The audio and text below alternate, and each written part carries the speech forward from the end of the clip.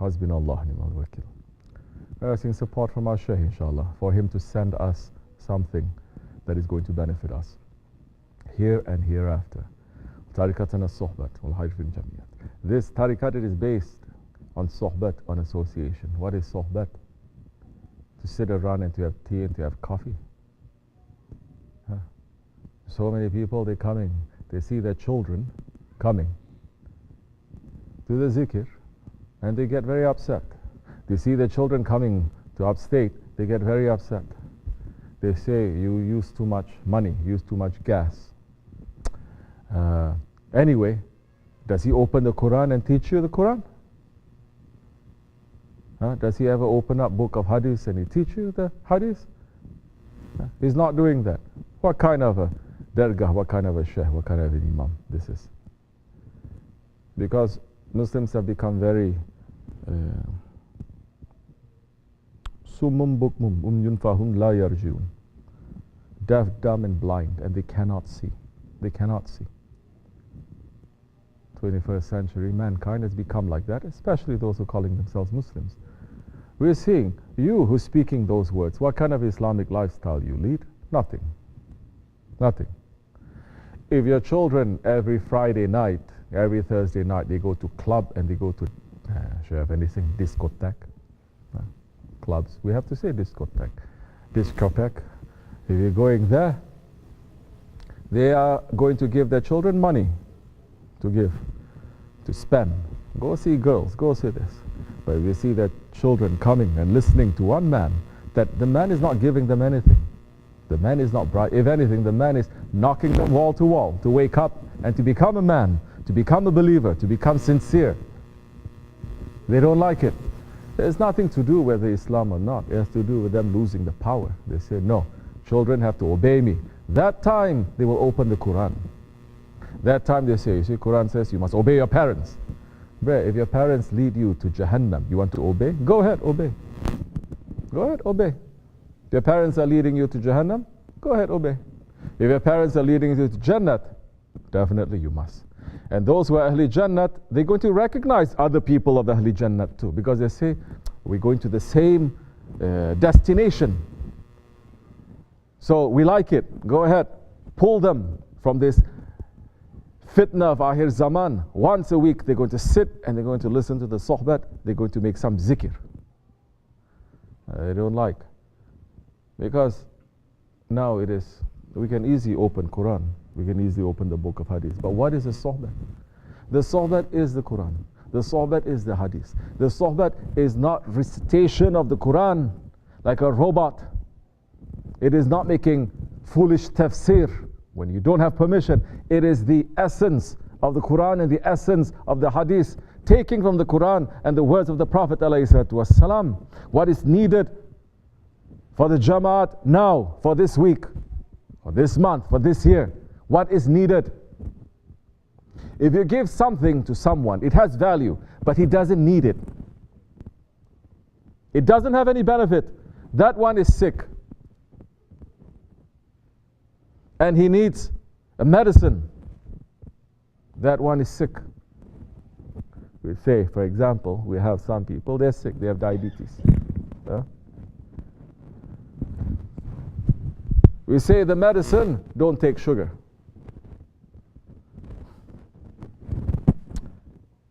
But he doesn't like it because it doesn't fit to his ego. He'd rather go to a different doctor that says, I give you this so that you can eat sugar, don't worry. So the person still hasn't woken up, become serious to say, one day I may have to chop off my foot. Correct or no? With the diabetes. Huh? I'm not taking examples from my stomach. There are people here who's gone through that.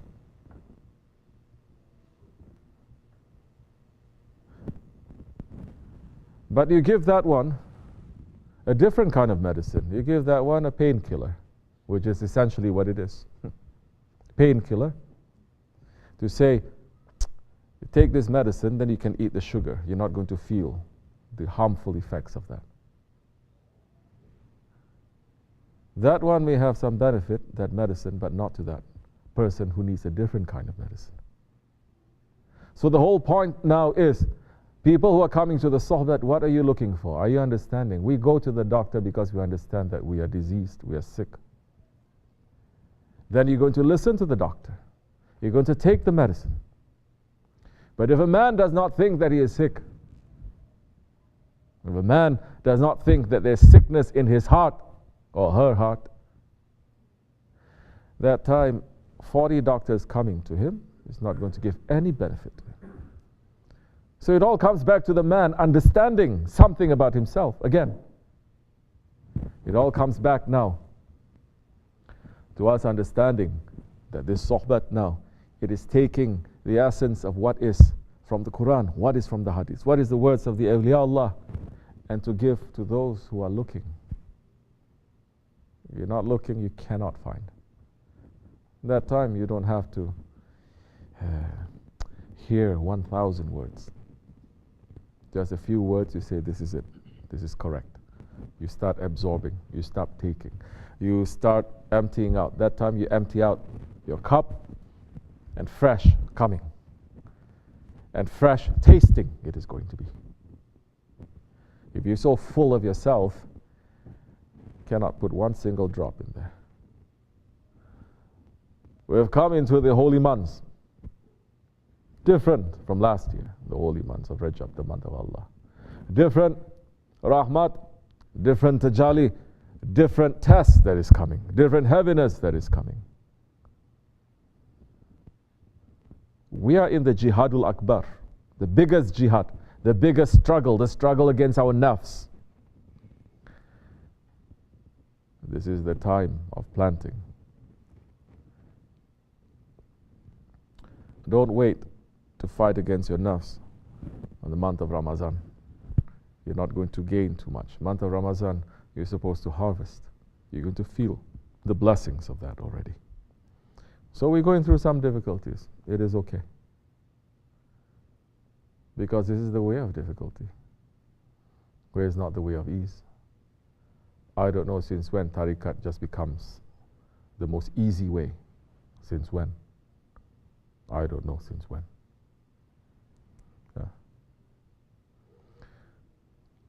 But Maulana is saying this. Do you understand the training that Maulana had to go through in the hands of Tabrizi Shams Tabriz? Do you remember the poem? Parts of it? Say. There is a poem that Shamsi Tabriz wrote. Understand, to give us a little bit of understanding, the kind of training that Maulana Rumi, that everyone east, west, north and south, quoting, saying this is a religion of love. I'm love, you are love, everything is love. But they use the word love because in the West, love is usually below your belly button, from the belly button to down, meaning all your appetites. But the work is what? The word itself is what? Ashq. Is ashq love? Ashq, you cannot even translate it. It's a passion. Ashq is something that overtakes you, that it finishes you, it annihilates you. You're finished, you burn. It's not Western understanding of love. And now, who is that one who? Shamsi Tabriz. And what did he say in his poem? If you come to me as the knowledge of a Plato or of Lokman Hakim, with one look I can turn you into an unlettered person. You come to me with all the knowledge. Today's people, they don't even study Plato. Say Plato? Plato? That one you can squeeze and touch. So yeah. They don't even study the wisdom of Hazrat Lokman. But he's saying, even if you have representing dunya and akhirat knowledge. Dunya and akhirat, this is what Shamsi Tabriz is saying. The knowledge of all this dunya that is contained in the philosophy of Aflatun, Plato. And even with the knowledge that is given to the wisest man, Hazrat Lokman, he says, with one look of the Sheykh, who is Shamsi Tabriz, the Sheykh, I will make you to become unlettered, illiterate. Oh, today's murids, they question the Shaykh. Go ahead. Did Maulana question Shams Tabriz? Shams Tabriz. Tabrizi Shams. Does he have the Zahir knowledge that Maulana has?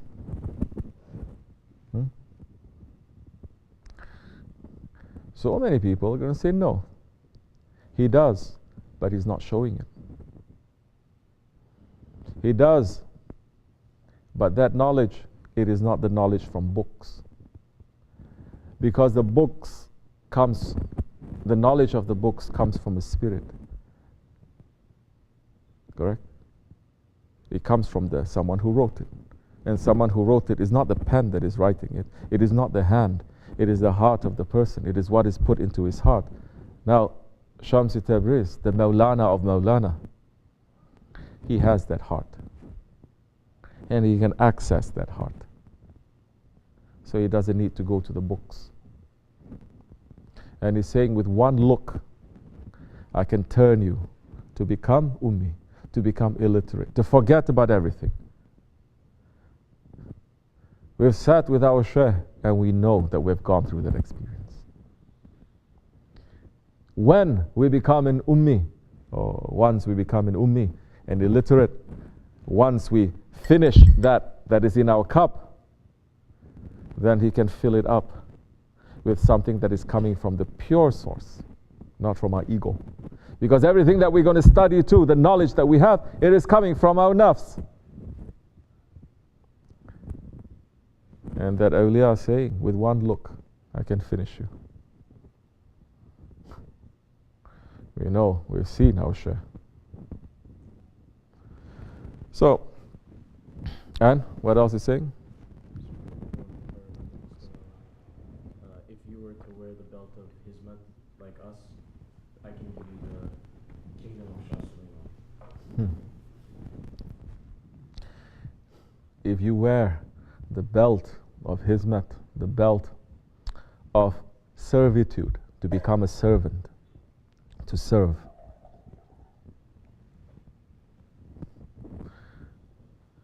you will have the kingdom of Hazrat Sulaiman.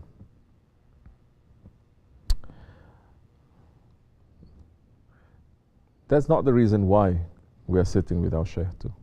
We're not sitting with him. Those who are sitting with him and saying, please give us the kingdom of Sulaiman, look, I become a servant, he has nothing to give you. He only laughs at you. But if you say, let me to become your servant, because I've fallen in love with you, and I cannot imagine a life that is separate from you. Let me to become your dog. Sometimes people think to become a dog it is easy. We're looking.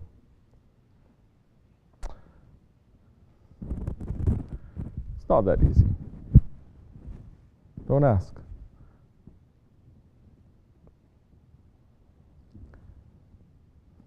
The dog, you throw stones at it. When it's sleeping, it just gets up, it goes to another place to sleep. It doesn't bark at you, it doesn't fight with you.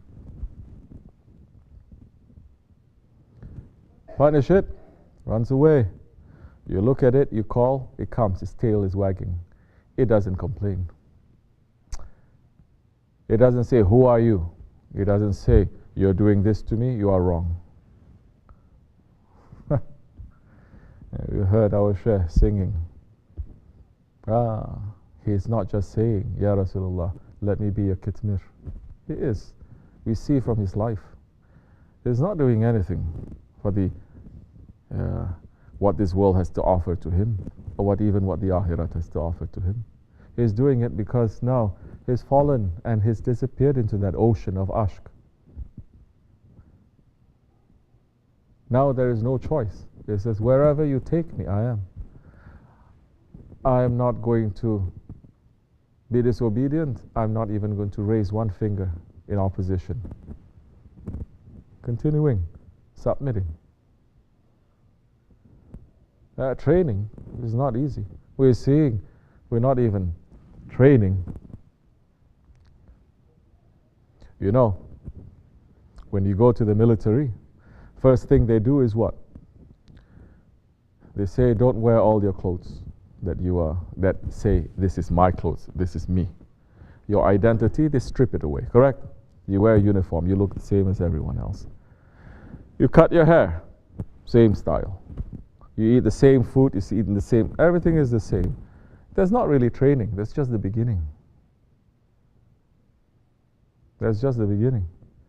These days, just the beginning of that, people are already complaining. It's not even training yet. So think, Islam is not a game. Tariqat is not a game. The events of the Akhir Zaman is not a game. May Allah forgive me and bless you, inshallah. May we keep holding on tightly to this way. These words, they are for me and anyone who wants to listen. It's up to you. If you want to find love kind of tariqat, you can find. There's so many out there. Mahdi alayhi salam is not coming to bring love. He's coming to bring shariat. He's coming to bring the revenge of Allah. After the revenge, there's love. What does that mean? There has to be justice. After the justice, yes. After that, now they say the mercy, it is opening. Because people understand. May Allah forgive me, inshallah. May Allah fill our hearts with mercy. May Allah make our actions to be merciful. May Allah not put any fitna and any uncertainty and any doubt into our hearts in this way. To take it out from our hearts, inshallah, to make us to be strong. In this holy month, Ya Rabbi, we're asking for your forgiveness. We're asking forgiveness from all your holy ones and from our Shaykh, to make us to become clean ones. Wa min Allahu tawfiq al-Fatiha. Ameen. Assalamu alaikum wa rahmatullah.